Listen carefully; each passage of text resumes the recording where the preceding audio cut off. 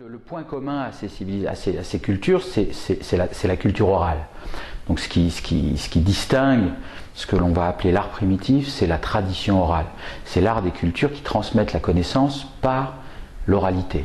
C'est ce qui donne d'autant plus d'importance à ces objets qui, de ce fait, se retrouvent les seuls témoins tangibles, palpables de ces civilisations. Donc les livres de ces civilisations, de ces cultures, dites primitives, sans aucun caractère péjoratif, ce sont ces objets. Quand on est antiquaire ou amateur d'art, on doit plus s'intéresser à l'objet de la passion plutôt qu'au marché en question.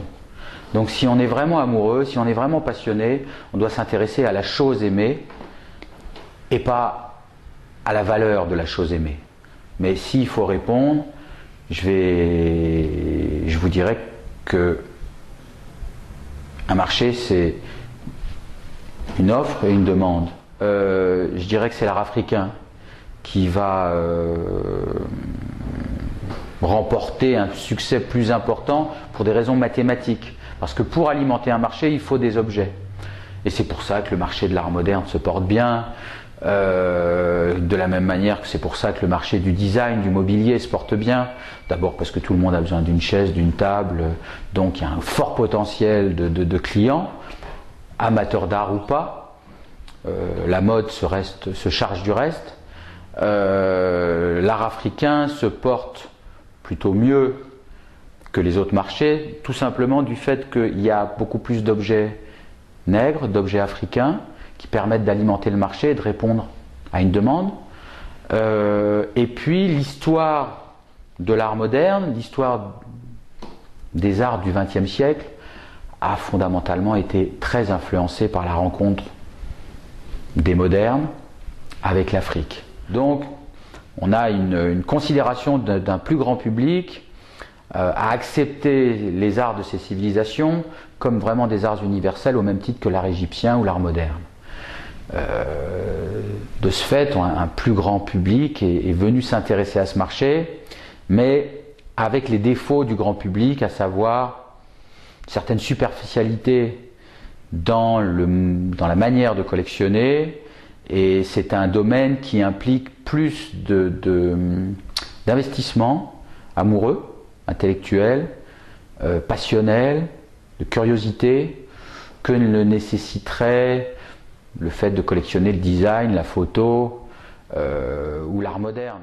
Nous, on a un avantage dans les arts anciens, c'est qu'on a assez de recul pour savoir ce qui est déjà bon et ce qui n'est que de l'artisanat ou que un objet qui pourrait avoir un intérêt ethnographique. Il y a des collectionneurs qui ne collectionnent pas, parce que les objets d'art ont plus de valeur que les objets d'ethnographie qui sont authentiques, si ce sont de vrais objets d'ethnographie, de vrais objets traditionnels.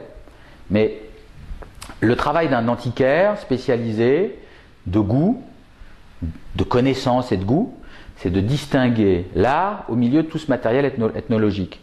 Aujourd'hui, ce qui se passe dans les arts contemporains, c'est qu'on lance une mode auprès du monde européen et américain. On vend les arts contemporains chinois ou indiens ou du Moyen-Orient. On en lance une centaine, un millier en l'air. Et on vous dit, dans cela, il y en aura forcément quelques-uns qui resteront. Jouer, c'est comme le casino. Donc c'est un jeu qui n'a rien à voir avec... C'est un jeu qui lie le goût pour l'art. En fait, c'est beaucoup plus souvent le goût pour la décoration et la spéculation qu'un goût sincère pour l'art. Un antiquaire passionné ne s'arrête pas de travailler parce que c'est la crise. Un antiquaire passionné, il continue de faire son métier, de suivre son chemin parce qu'il se sent animé, habité d'une mission qui est celle d'abord de jouir des belles choses, de se faire plaisir, de continuer d'écrire des toutes petites pages d'histoire de l'art à travers des expositions thématiques comme j'essaye de le faire et de continuer d'acheter des belles choses et de transmettre des belles choses. Un marchand est un passeur.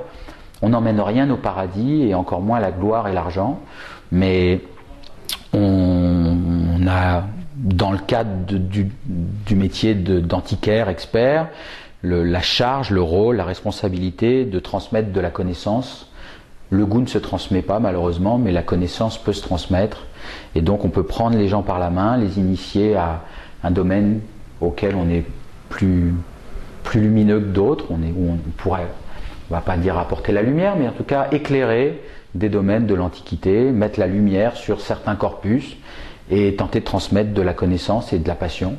Donc, crise ou pas crise, un antiquaire, il continue son chemin et il continue de faire ce qu'il a à faire.